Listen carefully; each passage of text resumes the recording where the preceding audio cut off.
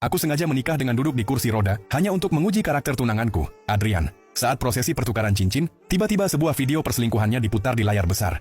Para tamu langsung ricuh. Wanita di dalam video itu, Selena, berlutut di hadapanku sambil menangis dan memohon agar aku memaafkannya.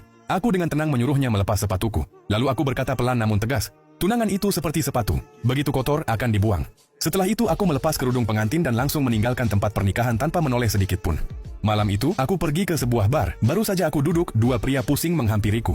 Mereka memaksaku minum, bahkan menyentuhku dengan tidak pantas. Aku mengambil botol untuk membela diri, tetapi tetap saja aku didorong hingga tertidur.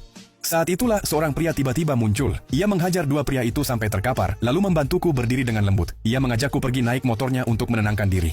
Aku takut terjatuh dari motor, tetapi ia berkata dengan suara tenang, "Percaya padaku, kamu tidak akan jatuh." Ia mengangkatku ke atas motor dan mengikat kami dengan sabuk pengaman.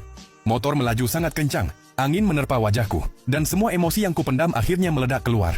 Namun saat aku menatap wajahnya yang tampan, aku tiba-tiba sadar, cinta tidak bisa dipercaya, dan ketampanan hanyalah topeng. Keesokan paginya, aku tidak ingin hidupku dikendalikan siapapun. Aku memberikan pria itu sebuah kartu bernilai $20 juta dan memperingatkannya, jangan pernah penasaran tentang siapa aku. Lalu aku pergi tanpa menoleh. Yang tidak ku ketahui, begitu aku pergi, para pengawal bergegas menghampirinya dan menjemputnya pulang. Ternyata pria itu bernama Leonard, pewaris keluarga besar. Di sisi lain, skandal Adrian membuat harga saham keluarganya anjlok drastis. Para wartawan bertanya apakah aku akan membatalkan pertunangan.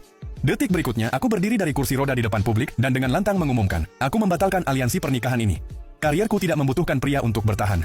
Suatu hari sepulang kerja, aku melihat Leonard sedang memperbaiki mobil. Kukira ia berasal dari keluarga miskin, jadi aku langsung mengajaknya menikah. Tak lama kemudian kami benar-benar menikah. Pada hari aku pulang ke rumah sebagai istri orang lain, Adrian datang membawa sebuah batu giok senilai 100 juta yuan, memohon agar aku memaafkannya. Aku mengambil batu giok itu dan menghancurkannya ke lantai tanpa ragu. Aku tidak akan pernah memaafkan pengkhianatan. Aku lalu mengeluarkan akta nikah untuk memutuskan harapannya. Namun tak kusangka Adrian mengamuk dan ingin melukaiku. Aku berkata dengan dingin, aku dulu setuju menikahimu hanya karena aku mengira kaulah yang menyelamatkanku saat kecil. Namun baru sekarang aku tahu kebenarannya. Orang yang menyelamatkanku saat itu, bukan kamu.